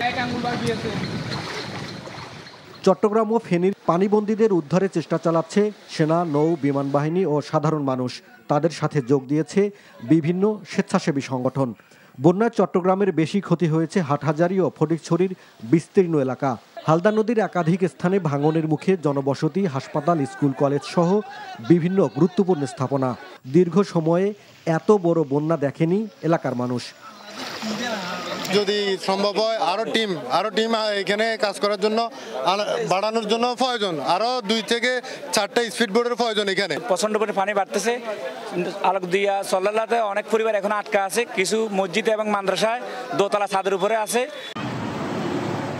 নোয়াখালীতে কমতে শুরু করেছে বন্যার পানি। বিভিন্ন অভ্যন্তরীণ সড়ক ও বাসা বাড়িতে পানি জমে থাকলেও মূল সড়ক থেকে পানি নামতে শুরু করেছে। অনেক স্থানে বিদ্যুতের খুঁটি হেলে পড়ায় ও তারে গাছ উপড়ে পড়ার কারণে লাখ লাখ গ্রাহক বিদ্যুৎহীন অবস্থায় আছেন। ফেনী, লক্ষ্মীপুরের পরিস্থিতির উন্নতি হয়নি, তবে খাগড়াছড়ি, কক্সবাজার, ব্রাহ্মণবাড়িয়া, হবিগঞ্জ, চট্টগ্রাম, সিলেট, রাঙামাটি ও মৌলভীবাজারে কিছুটা কমতে শুরু করেছে বন্যার পানি। ওয়ালিউল্লাহ অলি, এনটিভি নিউজ ডেস্ক। এদিকে নোয়াখালীতে বানের পানিতে ভাসছে লাখো মানুষ। জেলা সদর আর 6 উপজেলায় বন্যা দুর্গত মানুষের বাড়িতে বাড়িতে অসহায়ত্বের ছাপ স্পষ্ট। পানিতে আটকা পড়েছে অনেকেই। বসতভিটা হারিয়ে কেউ কেউ আশ্রয় নিয়েছে উঁচু দালানে। দেখা দিয়েছে তীব্র খাবার পানির সংকট। আনোয়ার মিলনের ক্যামেরায় নিয়ামুল আজিজ সাদেকের রিপোর্ট। নোয়াখালীর একলাশপুরের পানিবন্দী পরিবারদের একটি টানা 3 দিনের বেশি সময় ধরে উজানের ঢল অতিবৃষ্টিতে ঘরবন্দি এই মানুষগুলো। আমাদের বাড়িতে পানি উঠে গেছে, আমরা এখানে নিয়ে আশ্রয় নিতেছি। আমাদের ঘরের মধ্যে পানি উঠে গেছে, মাটির ঘর আর কি, ওখান থেকে আমরা আপাতত এখানে আসি উঠছি আর কি। বেশিরভাগ এলাকায় সড়ক ও বাড়িঘর 4 থেকে 5 ফুট পানির নিচে তলিয়ে গেছে। নিরুপায় হয়ে লোকজন স্কুল, মাদ্রাসা সহ আশপাশের উঁচু ভবনে আশ্রয় নিয়েছে।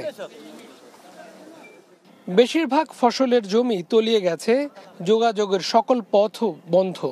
কয়েকটি স্বেচ্ছাসেবী সংগঠন থেকে কিছু পরিমাণ ত্রাণ দেওয়া হয়েছে, তবে তা যথেষ্ট নয় বলে মনে করছে স্থানীয়রা। মানুষের খুবই দুর্বিষহ অবস্থা, বিশেষ করে মানুষ অনেকেই গৃহবন্দী হয়ে আটকা আছে। রান্না বান্না খাওয়া কত সমস্যা হইতেছে।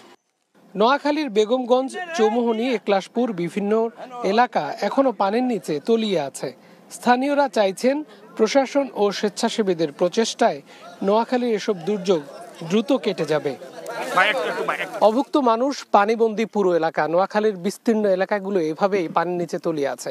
নেই সড়ক, নেই মহাসড়ক, নেই কোনো ধরনের প্রার্থনা ঘর। যে মানুষগুলো এতদিন যাতায়াত করছেন সবকিছু স্থবির। নোয়াখালী যেন এখনো ক্রান্তিকাল অতিক্রম করছে। Niamul Aziz Sadek, NTV news, Eklashpur, Noakhali. দর্শক, বন্যা পরিস্থিতির আরো খবর জানতে আমরা সরাসরি যাচ্ছি নোয়াখালীতে। যুক্ত হচ্ছে নিয়ামুল আজিজ সাদেক। সাদেক, বন্যার সবশেষ পরিস্থিতি সম্পর্কে আপনার কি তথ্য আছে?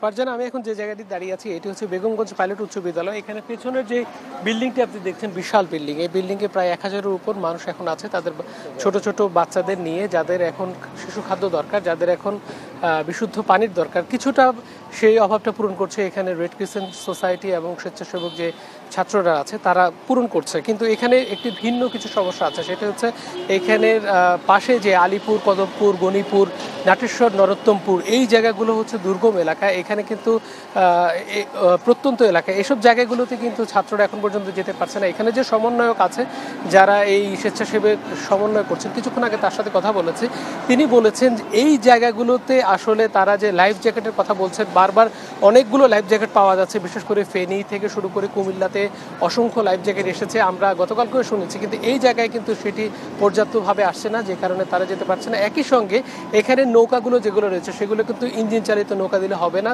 এজন্য তারা বলছে ডিঙ্গি নৌকা কিংবা ভেলা দিয়ে, কারণ যেহেতু এখানে পানির নাব্যতা ফেনীর মতো না, এই জায়গাগুলোতে ডিঙ্গি নৌকা বা ভেলা দিয়ে যদি কেউ তাদেরকে সহযোগিতা করে, সেক্ষেত্রে তারা একটু প্রত্যন্ত জায়গায় যারা আটকে আছে সেখানে যেতে পারবেন। আর তাদের সাথে আমরা কথা বলেছি, তাদের স্বেচ্ছাসেবক কয়েকজন, এবং আমি নিজেও দেখেছি যে এখানে আসলে খাবারের সংকট আছে, সেখানে স্যানিটারি প্যাড কিংবা স্যানিটেশনের প্রবলেম আছে। সেখানে মানুষগুলো এখন পর্যন্ত তারা পর্যাপ্ত খাবার পাচ্ছে না, শুধু শুকনো খাবার পাচ্ছে।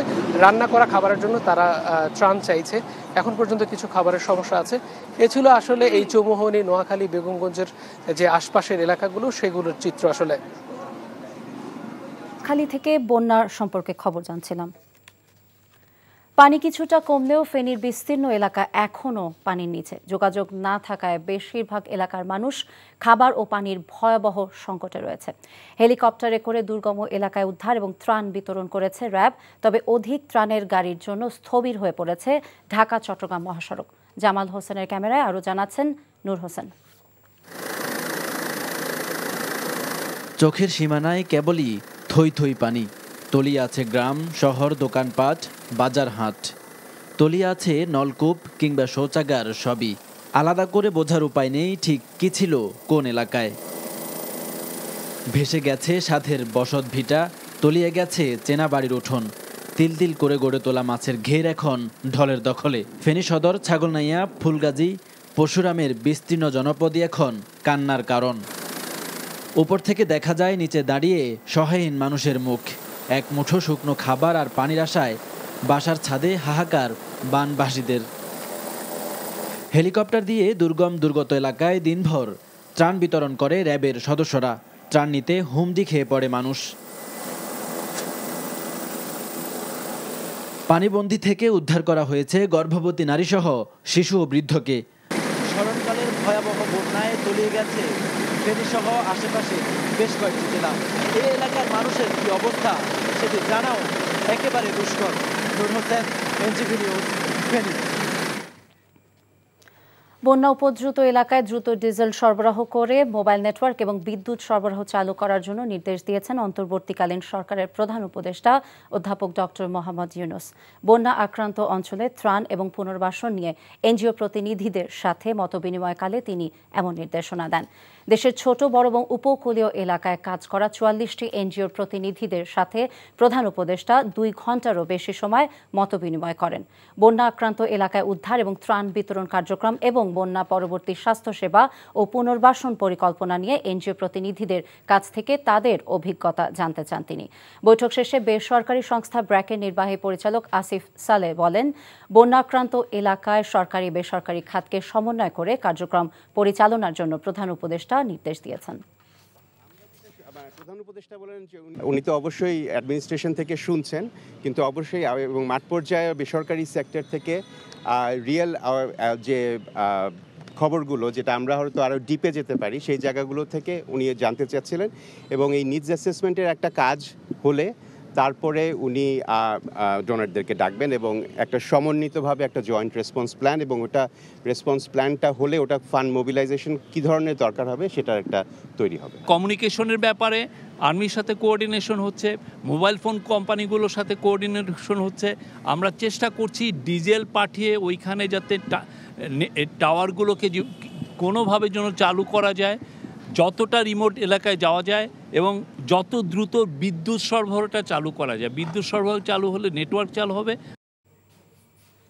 নির্বাচন ও প্রয়োজনীয় সংস্কারের রোডম্যাপ ঘোষণা করতে অন্তর্বর্তীকালীন সরকারের প্রতি দাবি জানিয়েছে বিএনপি। দলের মহাসচিব মির্জা ফখরুল ইসলাম আলমগীর বলেছেন, দ্রুততম সময়ের মধ্যে নির্বাচন না হলে ছাত্র জনতার আন্দোলনের সুফল ব্যাহত হবে। সার্বিক বিষয়ে সরকারকে রাজনৈতিক দলগুলোর সাথে সংলাপে বসার আহ্বানও জানিয়েছেন তিনি। ইমরুল হাসানের রিপোর্ট। সেই নির্বাচনে 5ই আগস্ট স্বৈরাচার শেখ হাসিনা সরকারের পতনের পর প্রথমবারের মতো নির্বাচন ও রাষ্ট্র সংস্কারের ইস্যুতে সরাসরি মুখ খুললেন বিএনপির মহাসচিব। এ বিষয়ে অন্তর্বর্তীকালীন সরকারের কাছে সুস্পষ্ট বক্তব্য দাবি করেন তিনি।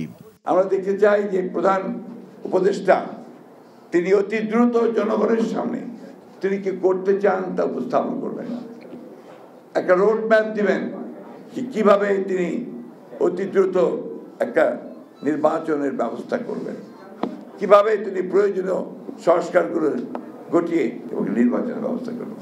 তা না হলে এই উদ্দেশ্য সেই উদ্দেশ্য সম্পূর্ণ ব্যাহত হবে। কারণ the final authority is the people. সেটা কিভাবে আসবে, সেটা অবশ্যই একটা নির্বাচিত পার্লামেন্টের মধ্য দিয়ে তাদের মাধ্যমে সেটাকে আসতে হবে, এর কোনো বিকল্প নেই। সুতরাং কয়েকজন ব্যক্তি একটা সংস্কার করে দেবেন এটা আমি বিশ্বাস করি না। রাজনৈতিক দলগুলোর সাথে আলোচনায় বসার আহ্বানও জানান তিনি। রাজনৈতিক দলগুলোর সঙ্গে এখন পর্যন্ত এই সরকারের সত্যিকার অর্থে কোনো এজেন্ডা ভিত্তিক কোনো আলোচনা হয়নি। রাজনৈতিক দলগুলোর সঙ্গে আলোচনা করে একটা কিভাবে একটা নির্বাচন অতি দ্রুত করা যায় এবং সেই প্রয়োজনীয় সংস্কার করা যায় সেটা নিয়ে এই ইন্টারিম গভর্নমেন্ট কাজ করবেন বলে আমরা প্রত্যাশা করি। ক্ষমতায় গেলে রাষ্ট্র সংস্কারে বিএনপির দেয়া 31 দফা বাস্তবায়নের প্রতিশ্রুতি দেন মির্জা ফখরুল। বলেন, প্রতি বিপ্লবের বিষয়ে সচেতন থাকতে হবে। যে সমস্ত ব্যক্তিরা হাসিনার পাশে থেকে হাসিনার সঙ্গে থেকে তার দোসর হয়ে তারা মানুষের উপর নির্যাতন নিপীড়ন করেছে, লুটপাট করেছে, দেশের পাচার করে দিয়েছে, তাদেরকে আমরা আশেপাশে দেখতে চাই না। সাবেক প্রধানমন্ত্রী কাজী জাফর আহমেদের স্মরণ সভায় বিএনপির মহাসচিব বলেন, বিএনপি বন্যা কবলিত মানুষের পাশে আছে, থাকবে। Imrul Hasan, NTV news, Dhaka. ভারতে পালাতে গিয়ে বিজিবির হাতে আটক সাবেক বিচারপতি AHM শামসুদ্দিন চৌধুরী মানিককে কারাগারে পাঠানো হয়েছে। বিকেলে তাকে সিলেট মহানগর হাকিম 1-এর বিচারক আলমগীর হোসেনের আদালতে হাজির করে কানাইঘাট থানা পুলিশ। এ সময় বিক্ষুব্ধ আইনজীবীরা তাকে ঘিরে বিক্ষোভ করতে থাকেন। কেউ কেউ সাবেক এই বিচারপতির দিকে ডিম জুতা ছুড়ে মারেন। এর আগে শুক্রবার সিলেটের কানাইঘাটের ডোনা সীমান্ত দিয়ে তিনি ভারতে অনুপ্রবেশের চেষ্টা করেন। পরে ভারতে অনুপ্রবেশে সাহায্যকারীরা তাকে মারধর করে সাথে থাকা টাকা পয়সা এবং মোবাইল ছিনিয়ে নিয়ে যায়। রাতে বিজিবির হাতে আটক হন তিনি।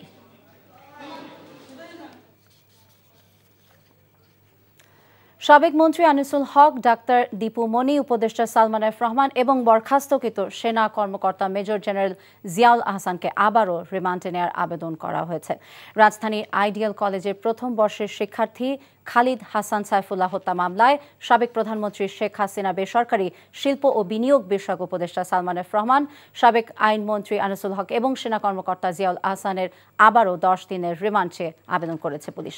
মামলার তদন্ত কর্মকর্তা লালবাগ থানার সাব ইন্সপেক্টর আক্কাস মিয়া এই রিমান্ড আবেদন করেন। ঢাকা মেট্রোপলিটন ম্যাজিস্ট্রেট আদালতে তাদের উপস্থিতিতে রিমান্ডের বিষয়ে শুনানি হবার কথা রয়েছে। এদিকে সাবেক সমাজ কল্যাণমন্ত্রী দীপু মনির 10 দিনের নতুন রিমান্ড চেয়েছে পুলিশ।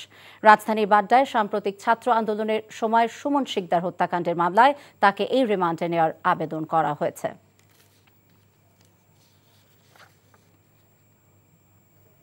দর্শক, এই বিষয়ে জানতে আমরা এবারে যাচ্ছি সিএমএম আদালতে সহকর্মী মইদুল ইসলামের কাছে। মইদুল, আসামিদেরকে কখন আদালতে হাজির করা হয়েছে এবং শুনানি শুরু হয়েছে কিনা এই বিষয়ে আপনার কাছে কি তথ্য আছে?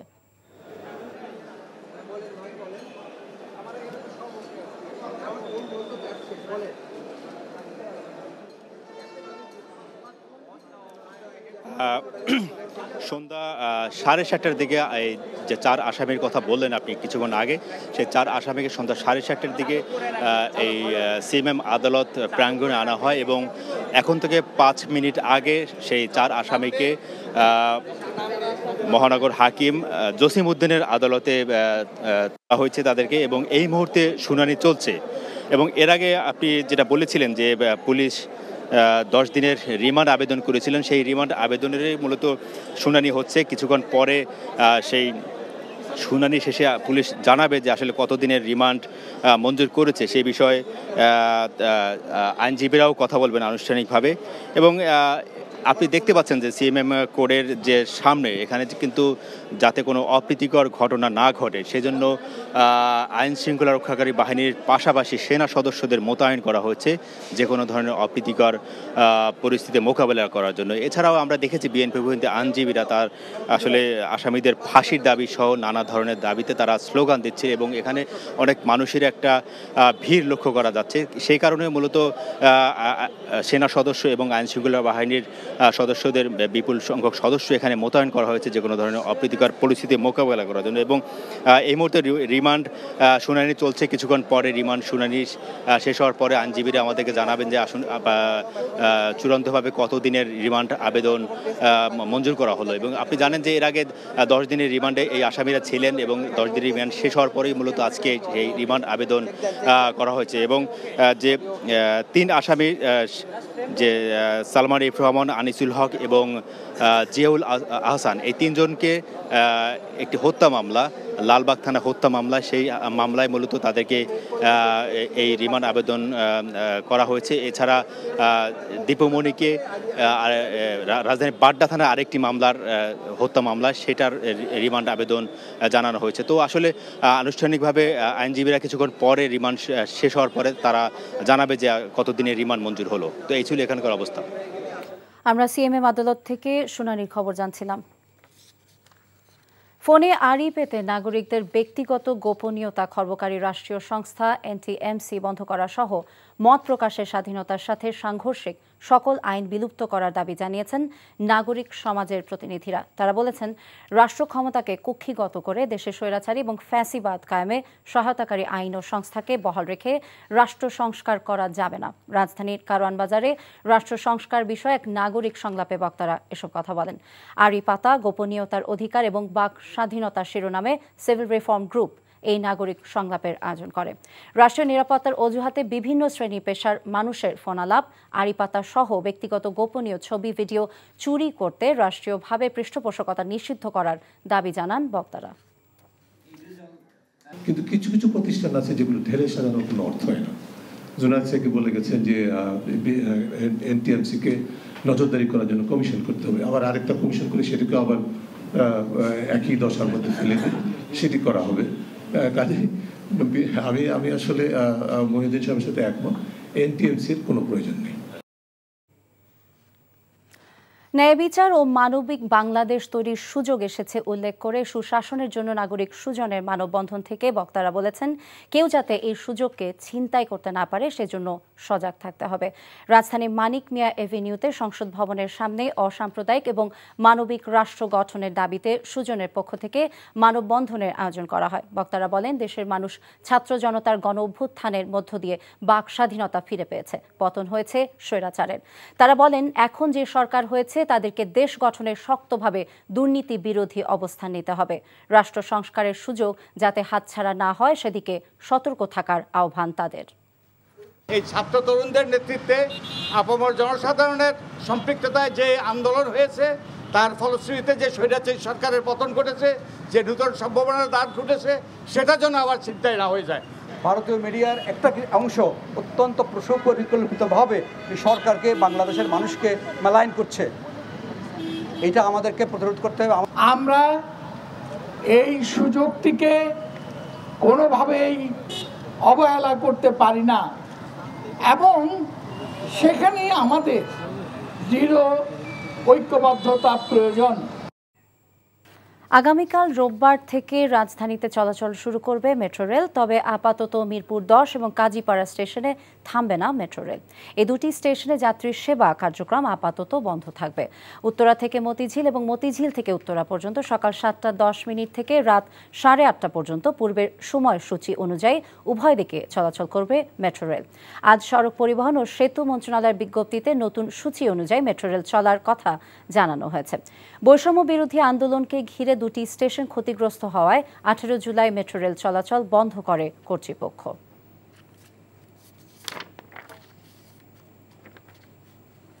জামায়াতে ইসলামীর আমির ডাক্তার শফিকুর রহমান বলেছেন, আওয়ামী লীগ সরকার অবৈধভাবে ক্ষমতায় টিকে ছিল।